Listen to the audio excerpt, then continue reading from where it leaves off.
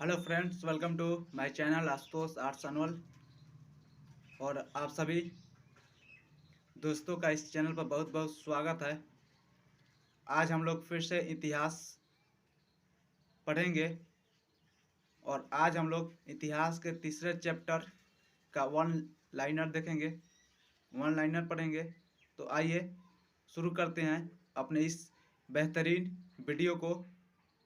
तो बने रहिएगा इस वीडियो के अंत तक, क्योंकि इस वीडियो के बीच बीच में आपको पासवर्ड दिखेगा जो हमारे टेलीग्राम पर उपलब्ध पीडीएफ का पासवर्ड होगा। तो आप सभी से अनुरोध है कि इस वीडियो को अंत तक देखिएगा और अच्छा लगे तो लाइक और शेयर करना ना भूलिएगा। अगर चैनल पर पहली बार आए हैं तो सब्सक्राइब जरूर कीजिएगा। आइए आते हैं अपने विषय की तरफ।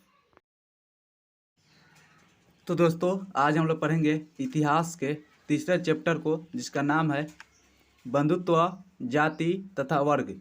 एक अन्य किताब में इसका नाम है रक्त संबंध, जाति एवं वर्ग। तो आइए अपने इस पाठ को शुरू करते हैं।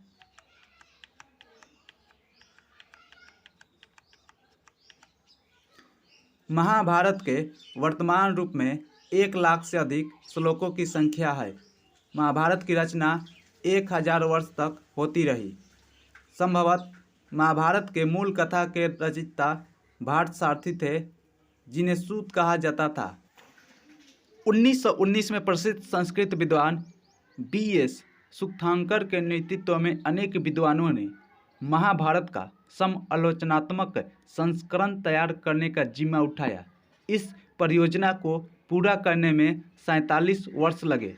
इसका प्रकाशन 13,000 पृष्ठों में फैले अनेक ग्रंथ खंडों में किया गया। संस्कृत ग्रंथों में कुल शब्द का प्रयोग परिवार के लिए एवं जाति का प्रयोग बांधवों के वरिष्ठ समूह के लिए होता है।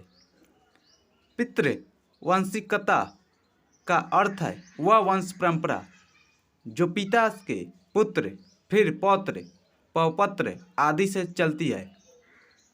मातृवंशिकता में वंश परंपरा माँ से जुड़ी होती है। अंतःविवाह में वैवाहिक संबंध समूह के मध्य ही होते हैं। बहिर्विवाह गोत्र से बाहर विवाह करने को कहते हैं। बहुपत्नी प्रथा में एक पति की अनेक पत्नियां होती है। बहुपति प्रथा में एक स्त्री के अनेक पति होते थे। मनुस्मृति की रचना लगभग 200 ईस्वी पूर्व से 200 ईस्वी के बीच हुआ था। लगभग 5वीं शताब्दी के मंदसौर से मिले एक अभिलेख पर रेशम के बुनकरों की एक श्रेणी का वर्णन मिलता है। वे मूलतः लाट यानी गुजरात प्रदेश के थे एवं वहां से दसपुर यानी मंदसौर चले गए थे। संस्कृत ग्रंथों में व्यापारियों के लिए वाणिक शब्द प्रयुक्त किया गया है। शवों की अंत्येष्टि और मृत पशुओं को छूने वालों को चंडाल कहा जाता था। उपदेशात्मक शब्द का अर्थ है निर्देश या शिक्षा देना। महाभारत के अन्य नामों में ये नाम सबसे महत्वपूर्ण है, जो जय या विजय।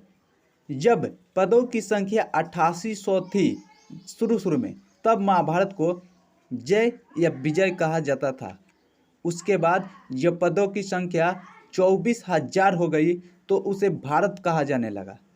उसके बाद महाभारत या सहस्त्र साहित्य संहिता तब कहा गया जब पदों की संख्या 1 लाख तक पहुंच गई। यह अंतिम संस्करण तैयार होने की बात है। जब पदों की संख्या 1 लाख पहुंच गई तब उसे महाभारत कहा जाने लगा। शुरू में इसे जय या विजय कहा जाता था, उसके बाद भारत कहा गया, उसके बाद महाभारत या सप्त साहित्य संहिता कहा गया। महाभारत में 3 प्रकार के खंड का उल्लेख है। पहला कथात्मक या आख्यानिक। इसमें कौरवों और पांडवों के युद्ध का वर्णन है। इसे उत्तर वैदिक काल के प्रारंभ से जोड़ा गया। दूसरा है वर्णनात्मक। इस खंड को उत्तर वैदिक कालीन माना गया है। तीसरा है उपदेशात्मक। इस खंड को मरणोत्तर एवं गुप्तकालीन माना गया है। संपूर्ण महाभारत 18 खंडों या पर्वों में विभक्त है। कुरुओं की राजधानी हस्तिनापुर की खोज का कार्य प्रसिद्ध पुरातत्ववेत्ता बीबी लाल ने किया।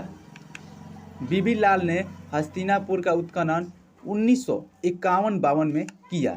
इसमें हस्तिनापुर की आबादी के 5 स्तर प्रकाश में आए। यह स्तर 1200 ईसा पूर्व से 300 ईसा तक आबाद रहा। बांग्ला लेखिका महाश्वेता देवी ने कुंती और निषादी नामक लघु कथा की रचना की। ऋग वैदिक परिवार प्रतिशतात्मक होते थे।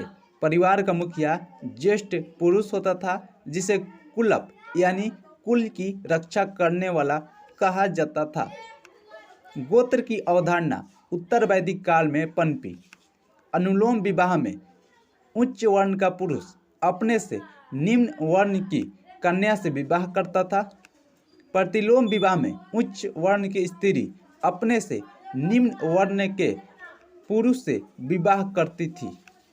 बौधायन धर्मसूत्र मनुस्मृति में विवाह के 8 प्रकारों का उल्लेख किया गया है। इनमें 4 विवाहों को मान्य माना गया है।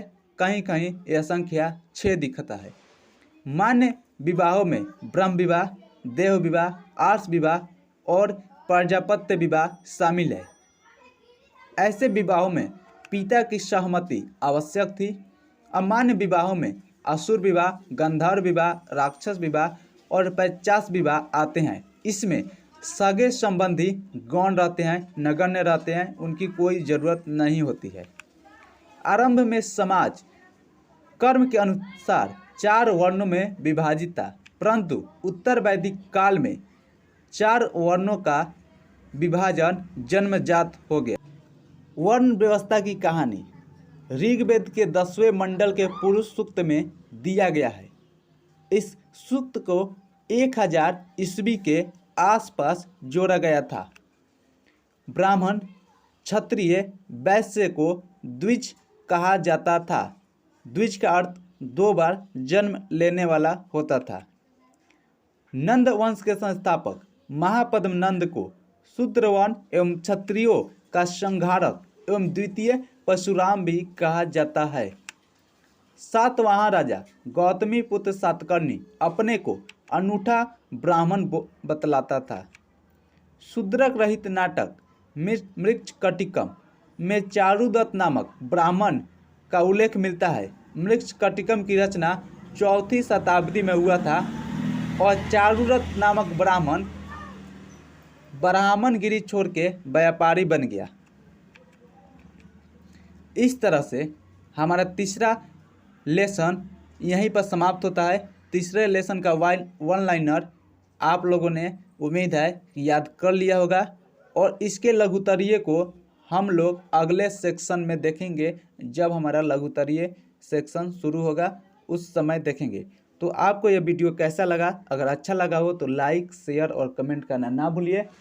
और कुछ सुझाव देना चाहते हैं तो आप हमारे टेलीग्राम चैनल को ज्वाइन कीजिए। अगर आप इस वीडियो का PDF चाहते हैं तो हमारे टेलीग्राम चैनल से प्राप्त कर सकते हैं, जिसका नाम है आशुतोष आर्ट्स अनवल, और उस चैनल का लिंक इस वीडियो के डिस्क्रिप्शन में दिया गया है। तब तक मिलते हैं अगले वीडियो में। धन्यवाद, नमस्कार।